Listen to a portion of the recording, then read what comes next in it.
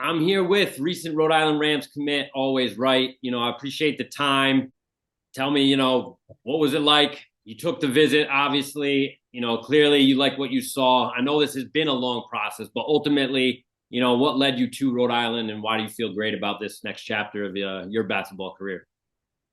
Rhode Island checked all the boxes for me. Coach Archie Miller, he's a great guy, great coach, known nationally. So I've always wanted to play for another point guard. So that always came into consideration too. So knowing that Archie played at NC State was a great 4 year starter there kind of came into my decision also.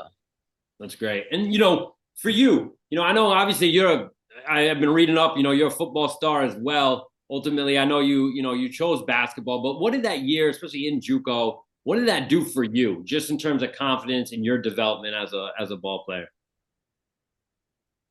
It just gave me the confidence that like playing the right way, no matter where you are, always works. It always translates to winning.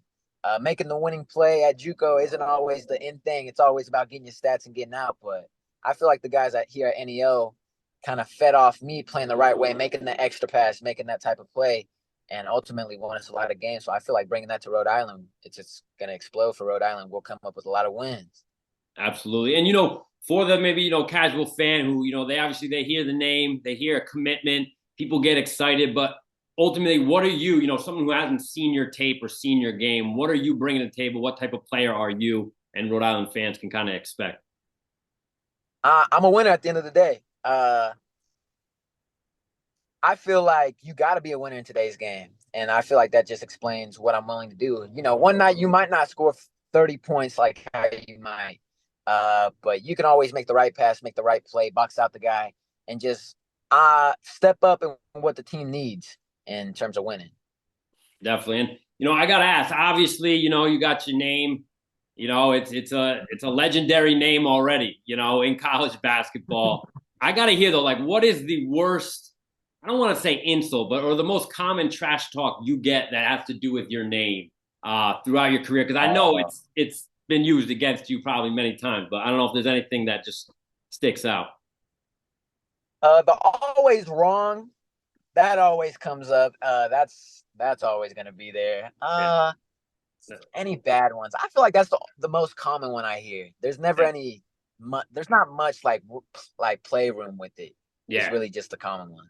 Yeah. All right. Mm. So no one's really reached. That's basic, but that's common. I guarantee you though, St. Bonaventure fans, I would say probably St. Bonaventure when you're playing out there, they'll come up with some good ones. They're ruthless. But listen, man, I Okay, know. I have to wait for it. Yeah, you'll be ready. You'll be fine. But I know URI fans, like I said, they're excited for this. I know you are. Welcome to the state of Rhode Island. I know you got some good food. Hopefully you get there in the summer. Summer's the time to be there. But I appreciate it. And last question, I will say this. Obviously, you making this jump, to the Atlantic 10. What for you are you focusing on, this off season, preparing for that next year? Adding some weight to my frame. I feel like physically I got the frame, but I'm a little light, so I'm definitely hoping to put the pounds on Rhode Island, and it's part of my plan of development there. So getting that weight, getting stronger, not getting bumped off my line as much, and just developing as a player as a whole. Awesome. All right, man. Well, keep working. We'll be in touch, but best of luck and congrats again. Gotcha. I appreciate you.